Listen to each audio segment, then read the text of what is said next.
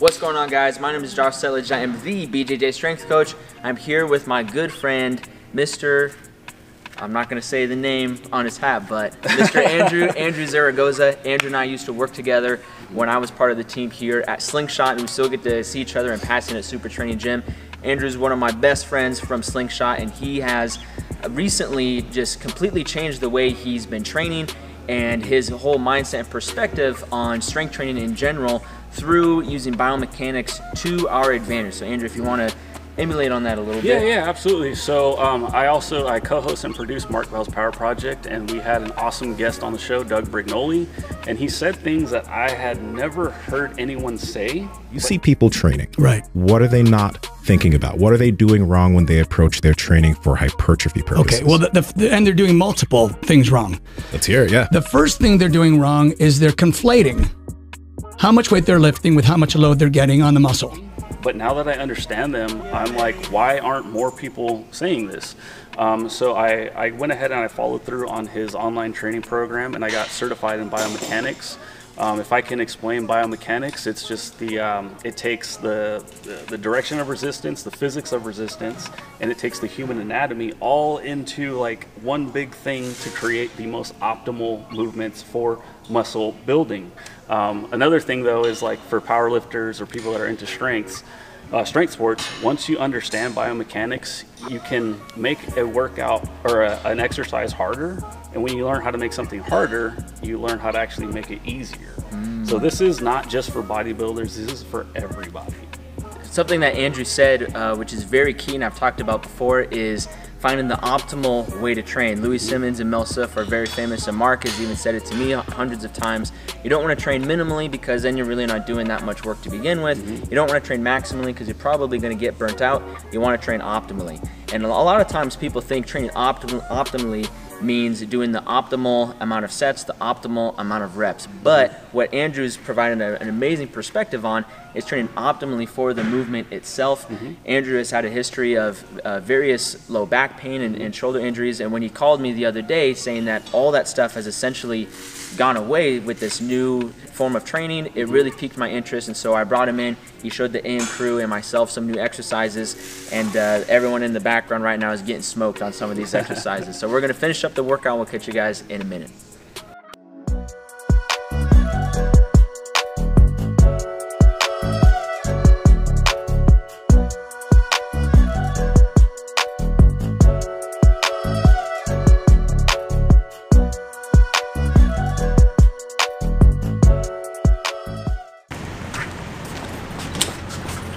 We got a guest coach today.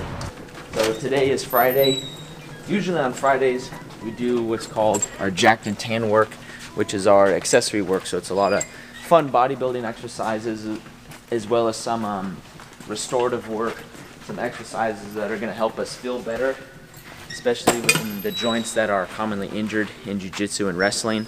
So today, since we're kicking off a brand new training cycle, I'm bringing in my boy Andrew Zaragoza, Mark Bell's Power Project podcast producer, probably one of my best friends here at Slingshot. He is a big proponent of exercises that maximize the way muscles are trained, that favor the biomechanics of certain movements, and he's going to explain kind of what all that means. He's a big proponent of Doug Brignoli's training systems and his training philosophies, and with that being said, it's perfect because right now we're in this GPP hypertrophy phase where we're working on increasing our base level of general physical preparedness, but we're also trying to build some more muscle at the same time. So Andrew's going to come in, he's going to take us through a couple exercises, show us how it's done so we can continue building bigger muscles, so we can get stronger, be more explosive, be more powerful, to win more matches and get injured less. I'm just going to show you guys a handful of things like I texted you. So Sweet. A lot of this stuff, it is hard because it's like single arm movements. So in a big group, you might be waiting around for the next guy to finish or whatever, and then you like rotate or whatever. Like we'll figure it out, but I think once you see what we'll be doing, you'll be able to program it a lot better. Okay. Because that's stuff that I don't do. I just kind of do it for myself, not for a whole team. But yeah, I think it'll be fun. Awesome. Yeah. Sweet. Yeah. Let's get to it. Okay, so with biomechanics, It's the combination of like our human anatomy, the way our muscles work, and the direction of resistance, or the physics of resistance. So right here, physics, or gravity I should say, is pulling straight down on this weight. It's a free weight, therefore right here there's 0 resistance. Right here is 100% resistance of the available resistance that we have going on, because it's pulling straight down and my limb is perpendicular with that resistance. So with biomechanics, we recognize that this is 100%, this is like the maximum, this is as hard as it gets. And that's why you see dudes that are like swinging it, because it's really freaking hard. So this is 100%, this is a little bit less, a little bit less, a little bit less, 0. With biomechanics, we look at that and we say, okay, why would you have a less than optimal movement that gives you a degree of difficulty here, a little bit more, a little bit more, a little bit more, and then 100%, which is also the opposite of our strength curve of our muscle. We'll get into that in a second. So instead of doing that, why don't we have something that gives you 100% here and then somewhere less here? Because that's where our strength curve actually is. So to do that, we'll do stuff with cables. We'll set the pulley up correctly, and I'll show you how to do that. Okay. So we can head over there right now. Perfect. Let's do it. Right, so you're gonna want to set the pulley up to where, like, wherever you're resting, so a little bit below your hip. What is that? So whatever. 7, I think. Yeah, right here. Maybe up one more. There you go. Then actually put your left hand in there so that way you can face us this way. If you wanted a death grip on there, or just whatever you feel comfortable with. And then so face me. So the reason for the wrist strap is your delt is actually extremely strong in comparison to your fingers. Then even your forearm might take over if you're holding something. So we want to focus just on your shoulder. So go ahead and walk out a little bit. Yeah, that's good there. You can hang on to it if you want. But yeah, so when you extend out, so that's the perfect resistance curve. You don't have to go that high. Okay, so what we have here is what's called early phase loading. So right here, his muscle is elongated the most. Therefore, it's the strongest right here. So we're gonna match that. If you see, he's perpendicular with the direction of resistance right now.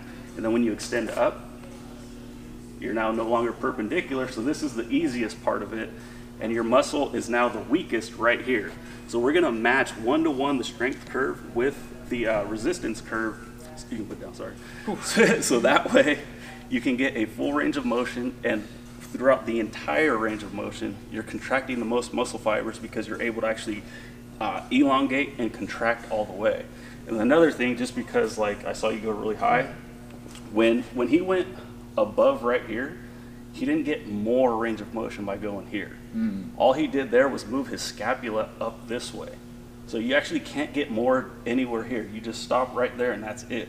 So when you do shoulder presses and stuff, all you're doing is moving your scapula, and you're kind of getting like a almost a diminished range of motion at that point. Interesting. Yeah. So even with just those 2 plates, like this is going to be enough weight to grow. Yeah, that already feels. It sucks because way different. Here we are, some big jack dudes, and we're moving 20 pounds, and it's like embarrassing.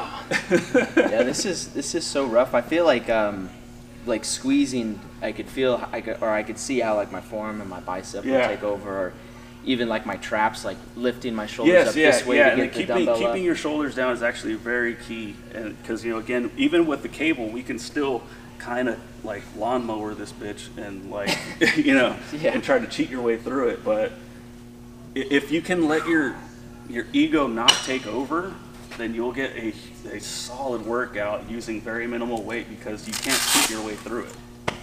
Yeah, that's crazy. Yeah, so that's all I've been doing for my delts, and like I said, right now they've never been this big, so I'm pretty pumped. Where's Zach? Do you want to try it with your injured shoulder and see how it feels? Oh, yeah. Okay. Can you take a second to go over the strength curve? Yeah, absolutely. Because I'm not super familiar. Well, we'll get familiar soon. Okay. So basically, your muscle right now, when it's elongated, so right now it's in its like resting position. So yeah, there you go, turn it. So right now it basically has the most room to like, I guess, I don't want to say snap back, but like the most, what's the word here? I guess it's just the most room to contract, we'll say. Okay. So right now, it has the most it's elongated the absolute most. Up here, it's contracted the absolute most. Right here, because it's elongated, you have more potential for strength. Okay. When it's contracted, you have less potential for strength. So when you match the strength curve with that, it's going to be the hardest at the very beginning and the weakest at the end when you are the weakest. So it's the strongest when you're the strongest, weakest when you're the weakest. Yeah. I feel this. Yeah, It's great, dude. Feels good. Yeah. And then again, you're taking out all the other variables when you're just strapping your wrist to it, because sometimes, you know, other muscles will take over and you're just like, I feel it in my triceps. Yeah. Remember? I would feel everything in my triceps because my triceps would take over when I'm doing even just the most basic types of exercises. So what type of reps are you doing on these? So that's up to you. Whatever you feel like is best. So for me, like I said, I've been doing like sets of 15. Okay. Where 5 of those are probably useless, but because I'm learning, I'm trying to get like a good stimulus, and I'm not trying to, it's silly, but my baby's asleep when I'm working out, so if I lift a bunch of weight and I slam the plates down, he's gonna wake up and I'm kind of screwed. So it just depends. You're probably better off with like anywhere from 6 to 8 if you can get that the stimulus on there. Okay. If you're banged up, I would say definitely keep it higher reps at as minimal weight as possible. Do you put a tempo on this at all? Like, is there a certain speed you're looking for through the range of motion? No, I haven't really messed with anything like that. The only thing is, like, I've been avoiding like ISO movement. So like isolated whatever, where you're not moving. Oh, like an isometric holding it? Yeah, because in isometric hold, you're just strong in that one position versus the full range. I have messed with partial range of motion, and with partials, you're only going to get strong in that partial range. But as a beginner, if you want to learn what it feels like to have a solid burn, then partial ranges is like huge, which we'll do later with sissy squats, because that stuff sucks. Perfect. Well, now that you brought up sissy squats, let's go ahead and jump in that one Okay. next. So we'll show how to do these with the cable machine and a slant board, and then we'll get rid of all of them, and then also show a progression of how to build up to this. Perfect. So I actually started calling these Briggy squats because my dude Doug Brignoli is the one that showed me how to do them, and he's the one that kind of made them really popular as of late. But it's a cable sissy squat, and again, this doesn't look cool. When you see somebody squatting 400 pounds, you're just like, dude, that guy's strong. And then you come over here and it looks like you're trying to impregnate the cable machine. It doesn't look cool, but I promise you, with what we talked about earlier about like the levers and putting the resistance on the muscle, this loads your quads way more than anything. So I'll just do it really quick and then I'll coach you through it. Perfect. Okay. So with the slant board, you kind of want the balls of your feet towards the floor. So you don't want to be fully on it. Okay. You just want a little bit of something here. And in regards to weights, you just want something that at the beginning, something that's not gonna make you feel like you're gonna fall back. But you also don't want something that like is gonna launch you forward. Yeah. So you want just enough to counterbalance for right now. And then for this guy, keep this close to your quads, because if you go further out, you're just squatting. Gotcha. Okay, so I've seen a lot of people that will try to do this, and they're just doing this, and all they're doing is just a slant board squat. Okay. So if you keep it here, I like to initiate the movement by leaning back first, and then allowing the cable to pull my knees forward. So if I'm here, lean back, let the cable pull me forward. Oh gosh, you can tell this is already hard for me. And then you're just there. I'm actually gonna add a little bit more weight. I noticed you were going till your thighs were in line with the angle of the cable. Is that as low as you want to go? Or? No, yeah, the lower you can go, the better for me, because this does this is hard, and I'm still trying to get stronger at it. And I'll show you guys how to actually get stronger at it. But yeah, so getting the again perpendicular to the resistance is the goal. Okay. But with this, there's a lot of resistance, so you can just keep going. But yeah, here. One of our favorite squat cues of all time is open up the taint. Does that have any purpose in this? No, or you want your legs to be straight? No. Okay. No, although your taint will be no more puckered. taint opening on this one, you guys. This is one of my absolute favorites. And so I was actually showing a buddy of mine how to do these, and he said it was sort of like like the burnout set on a leg extension machine, except it only takes you like 5 reps to get there. Nice. Yeah. So I won't take up too much, but it feels too good, and I'm getting warmed up now. Yesterday on the phone, we were talking about how you would never see movements like this on the cover of one of those old school bodybuilding magazines. Yeah. And when you said it only takes you 5 reps, I can imagine, you know, no sexy workout ever said the 5 rep workout, the last 5 rep workout you'll ever need. So go ahead and keep those to your quads. There you go. Yep. Oh my gosh. There you go. Fool's calf. So am I squeezing my butt so that my shoulders, hips, and knees all stay in a straight line? Okay. Yeah. So you can lock your elbows out, and then just let the cable pull you forward. Are you trying to focus keeping your heels on the back of the board? Or? No. You're actually gonna start wanting to get more on your toes, because that's actually where you want to be. The slant board just helps you be more secure.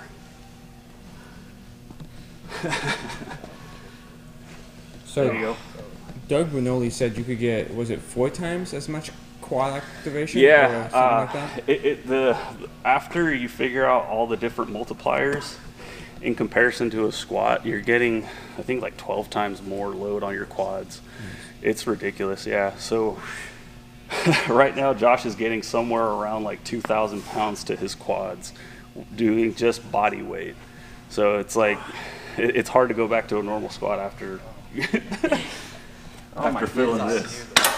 That is freaking crazy. That feels way different than like I've been playing around with a lot of other slant board stuff, like slant board goblet squats and things. Yeah. That feels like way different than anything else I've ever touched before. Who are we putting through this? Joe Bond. Joe Bond is one of his goals is to get some meat rockets. You already know, So man. let's get it. Pause. No. But Joe Bond's also, I mean, he's even a little bit taller than you. Yeah. So would you change this at all for him? No, not at all. It's perfect. Yeah, dude. Ooh, look at That is that. great mobility too. What knee problems? Yeah. Bro, I saw Nsima hitting like heel to butt. I was like, bro. Yeah. And see what doesn't count.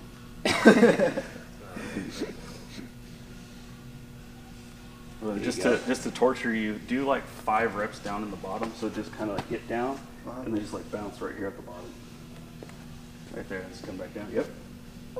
There you go. Come on. I feel like I'm pit walking. Yep. And then do 5 more regular ones. Full range now. Let's go. Come on. There you go. Come on. God damn. Let's get Come it, on. Joe Bond. That's work. Yeah. Abdullah, let's hit it next. Let's see it.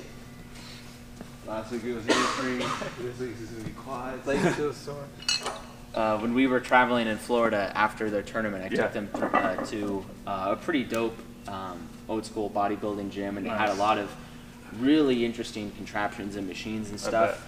A lot of Nautilus And this feels better than even those machines did. And I mean, I don't want to say that this piece of equipment is cheap, but if you're outfitting the gym or even like the setup you have at home, you only need one of these as opposed to 6 quad machines and 5 hamstring machines. Yeah, you're doing great. Nice, Abdullah. No, it's quads. Yeah, no, that's perfect. My hamstrings already. Yeah, no, it's a painful, awesome movement. Awesome. So then, if somebody doesn't have a cable machine, doesn't have a slant board, but if they have a doorway, they could do this easily. Oh. So if you are in a doorway, you'd be more secure and you'd be able to hold yourself up this way. But all you have to do is just kind of get on your toes and fall back. So you get the same type. Obviously, it's not as like smooth, I guess I'll say.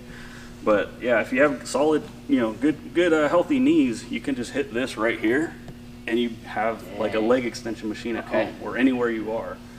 And then if you can't get down that low, and if you have access to something where you can hold up high and it can kind of spring you out of it, you can go as low as you can. So if that's right here, just get on your toes. And then eventually you can go further down until, you're like basically touching the ground.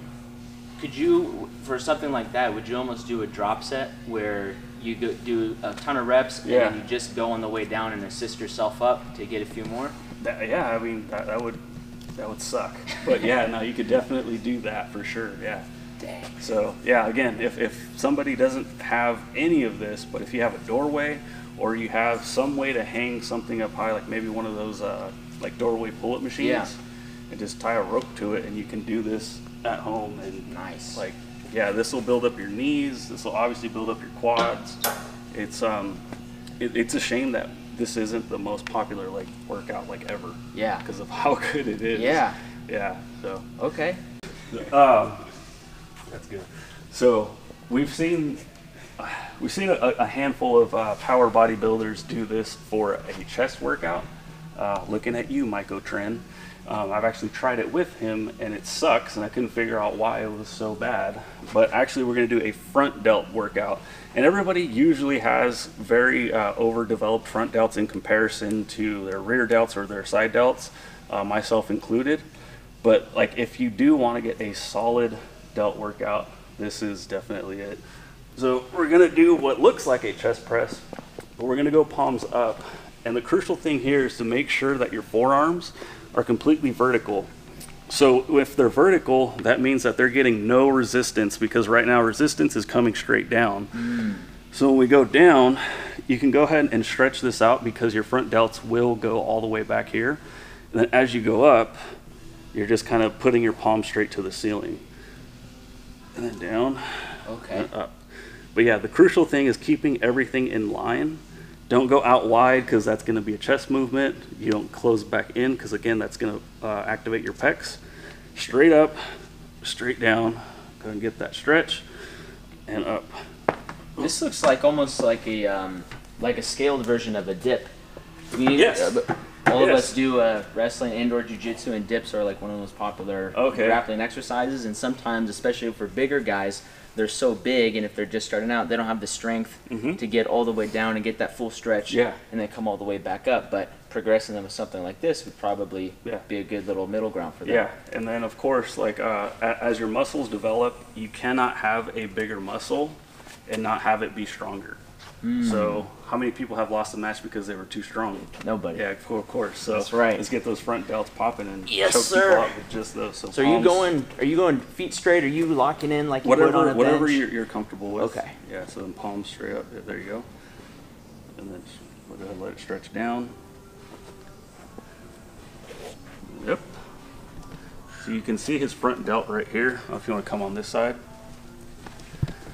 You can see his whole front delt right here is getting so much activation. Watch when he comes back up. Go up. Bam, son. Look at that. That's pretty hard to get to isolate just the front delt, because so many other things want to take over at times. That already feels better than a dip. Yeah. Like the stretch you get at the bottom and letting it rest for a half second. Yeah. And then coming up and actually being able to squeeze the front bring delts. them a little bit closer, just that way you're straight. Yeah. Because we don't want the pecs to take over, we want just the front delts. Yeah, dude. When you see the footage, your delts look awesome. Yeah, so with this one, because it is free weights, you can go ahead and load up on it, but I wouldn't want to load too much weight on there, just because that stretch, you don't want to get stuck at the bottom of that and try to reverse out of it. Sure. But yeah, that's really good. If you have access to like a free motion cable machine, you can do this seated, and that's actually how I've been doing it. Oh, okay. And that is like the best one. So this is kind of like a best A and B. So this is the B one. But with what we have here, this is actually like a solid front delt workout. That's awesome. Your boulders will be popping. Would you, so when you're warming up for these exercises, is it just like you do the exact same exercise and kind of like you would on a squat, like empty bar, 10, quarter, plate, you would just take 5, 10, and find something that works for you and then hit your first working set after a few warm-up sets? Yeah, you could definitely do that. You could also do like, you see people kind of like rotating stuff around with the cable machine. That's fine. Whatever you feel comfortable, whatever it takes to get everything lubed up. But yeah, I will do that. So when I say I'll do like 3 to 5 sets, I'm actually doing like probably like 10. Okay. Just because I will warm up to it and then get going from there. Gotcha. Yeah. Awesome. You said you had something for arms?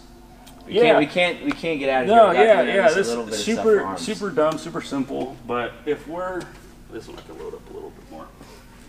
So when we curl palms up, we're getting like, I don't know exact numbers, but we'll just say 95% load on the bicep.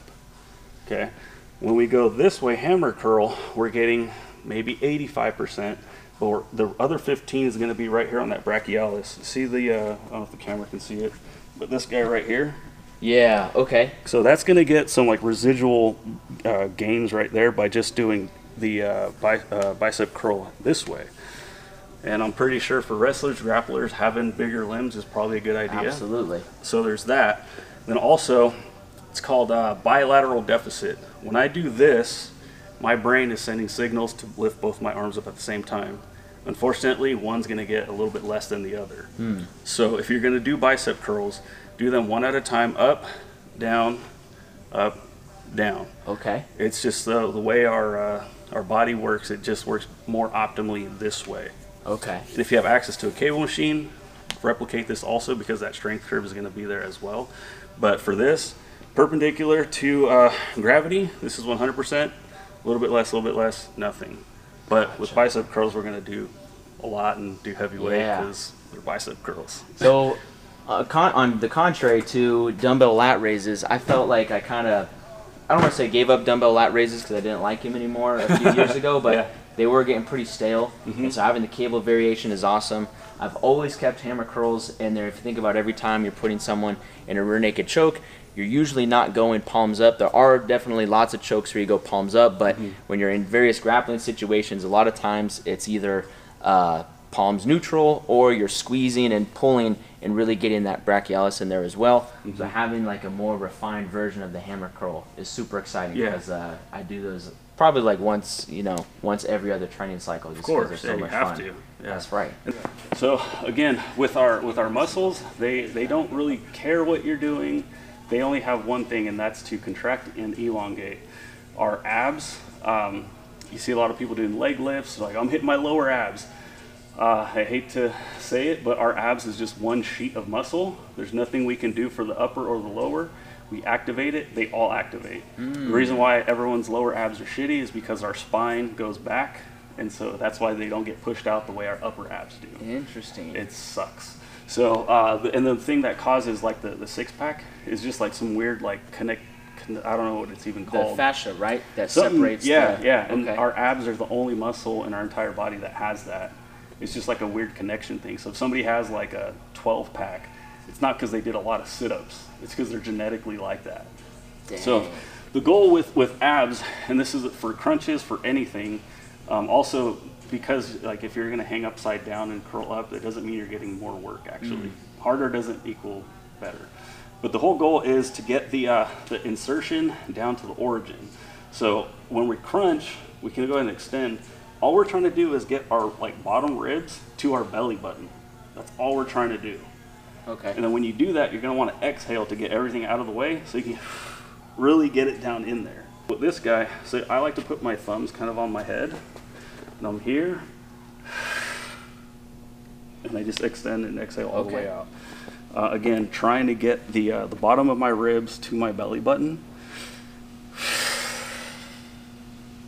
Doesn't require a lot of weight, but like get 20 reps of this and you'll be toast. Are you keeping like an arch in your lower back to get started with it? To get started, I will stretch it out. I'll hand it to you. Okay. And then just really crunch down. Focus on trying to get your ribs down to your belly button. Okay. Perfect. He's pretty strong, so I'm gonna get him all right.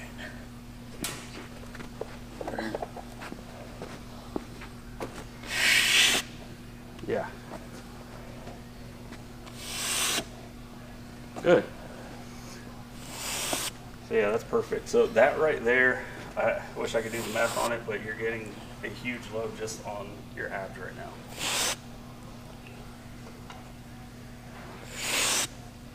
Whew. Which course again was this, Andrew? So it was through, it's called Smart Training 365. This feels way different than a weighted crunch. Usually with the weighted crunch, sometimes people are just like rounding their back and stuff, and it can be even a hard movement to coach. but this, it feels like pretty fail-proof because you're not doing a tricep extension. You're not doing like a lat pull down. I really like how Andrew said you just put your thumbs on your head, and then from right there you blow your air out and pull your ribs to your hip bones.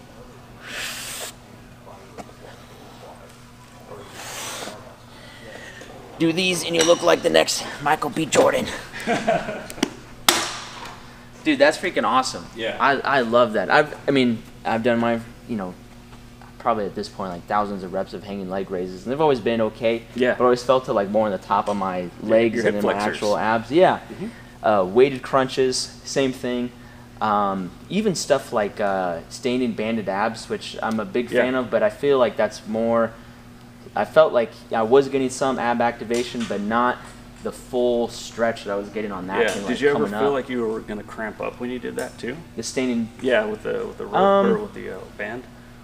When I use the cable machine, sometimes, like the classic Arnold ones where you're kneeling and it's over your head like this. Yeah.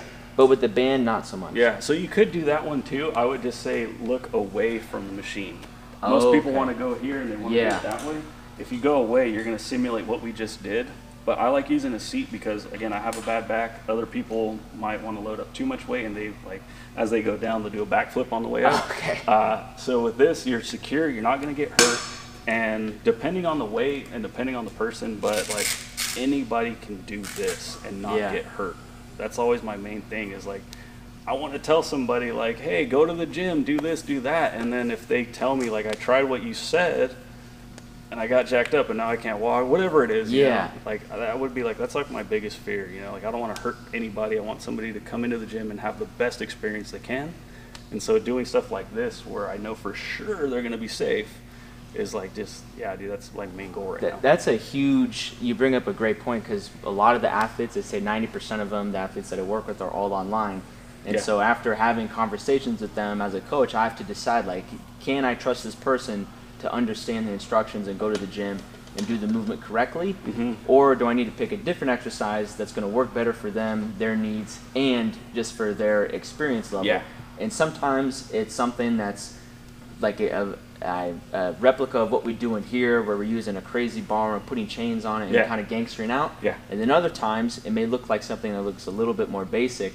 And this stuff seems almost, for lack of a better term, like foolproof. Like if you can't feel it, then it's probably you have something wrong. And as long as you feel it, you're probably in the right spot. This is for the old obliques. So again, we're just trying to get the bottom rib down to our hip. Okay, so sometimes, or not sometimes, but if you want, you can actually raise your hip up a little bit. But yeah, so never overextend when the weight's pulling you, because if I'm not holding it and I try to overextend, my body's like, chill, bro. Like it won't allow you. Okay. If you have external resistance and you try to go all the way, your body's like, well, fuck, that's what we're doing. So you will overdo it. So never overextend in the direction of resistance. So just get a solid here-ish. You can even just go back to straight if you have a bad back. And then as you come in, exhale and try to bring your hip up and your ribs down. Okay. Yeah, and then like I don't have great abs right now, but I can really feel this right here. Yeah. I'm gonna get rid of that tire eventually through diet, but when I do get rid of it, I'll have something go fine. Yeah. That's freaking awesome. Yeah. Pull that out. I'll just give you a little bit more because you can handle it. Step out. Yep. Am I looking to have like my feet underneath my hips or putting them together? Does it you really... can, spread your legs that way you're stable. Okay. Oh my gosh. And then go ahead and even like a little teapot, right? So raise your leg up so that way your hip can go. Yep. Yeah, if you guys see this right here, look at that. That's insane. This feels way different than like any oblique V-ups I did on P90X. Oh, dude, like, I used to ab ripper X, bro. I love it, but I hate it. Yeah. I graduated the school of P90X also. Dude, this is way better. It feels like what you mentioned earlier. I believed you. I just didn't know what it felt like, but when you said you can get so much more done with less. Like I feel like 10 reps of that in 3 working sets, like I'm probably You're cooked. toast. Sick. Josh, you want to give this a try? Yeah, sure.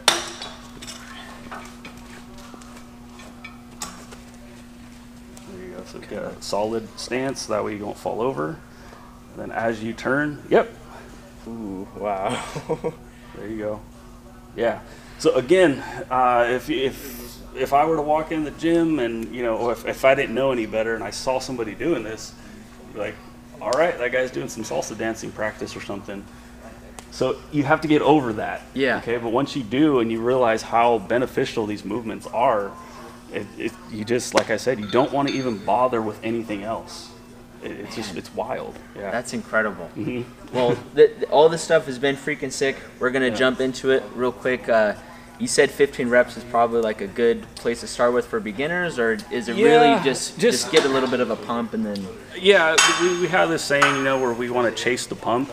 And that's really always been the goal for me, like especially with biomechanics. So whatever rep range it takes and whatever weight it takes for you to feel that burn, feel that pump, that's what I would recommend. So for me, I have been doing sets of 15, but I could seriously get away with less if I just add more weight. Gotcha. So you have to find that balance, because I look around the room, we all are different sizes and shapes. All our strengths are different. So I can't say, yes, this 15 by 5 for everybody, that's perfect. Like, it might be a good general rule of thumb to kind of start there, and then from there you decide, all right, 15 was probably too much because by 13 I was gassed. Gotcha. Or that weight was not enough because I'm at 15, I could probably do another 15. Yeah. So once you find that for yourself, don't let any outside sources change that thought. Just do whatever is right for you. Leave the ego outside and train, smart with biomechanics. All right, so hopefully you guys had a lot to gain from that video and you're able to start incorporating some of these biomechanic friendly movements into your training. Like I mentioned earlier in this video, we're in a GPP and hypertrophy phase. So right now we're just trying to get as jacked as possible before we enter the next competition season for wrestling and jiu-jitsu. Using the principles and the movements that Andrew showed us today are really gonna help us build more muscle in a more efficient and effective way. Andrew, thank you so much for coming in. Dude, it was awesome seeing you. I really appreciate it. Yeah. Where can people find you? Where can they listen to you? Where can they learn more about biomechanics and the other stuff? Yeah. So I'll be talking more about this for sure on my social media platforms. So at I am Andrew Z on Instagram, on TikTok I am at the Andrew Z, actually. That's right. So that's pretty frustrating. But at I am Andrew Z on Twitter as well. And then of course you guys can hear me on Mark Wells Power Project, at Mark Wells Power Project on Instagram, at MB Power Project on TikTok and Twitter. Of course, I have 2 just gangster hosts. They know all the ins and outs. They've been training for way longer than me. But now that I have, this extra knowledge, I just bring a little bit more to the table. So we have literally like the power lifter, we have the bodybuilder, now we have a biomechanics certified trainer. If I can call myself a trainer, I guess I can now. Yeah, absolutely. Yeah, but yeah, no, it's a lot of fun, dude. I really appreciate it. It's awesome seeing the guys and the reaction that they're getting from all this different, like, it's not different, but it's just kind of new type of training to them, So yeah, I'm stoked to keep sharing this this information, and like I said, I really appreciate this opportunity. So thank you. Awesome. Well, thank you, man. Make sure you guys like, comment, and subscribe on the video. You guys can follow me at Joshua Settlage. Go to settlagestrength.com. You can sign up for the newsletter and get a free 4-week strength program. Damn, free. And I'll catch you guys later. Peace.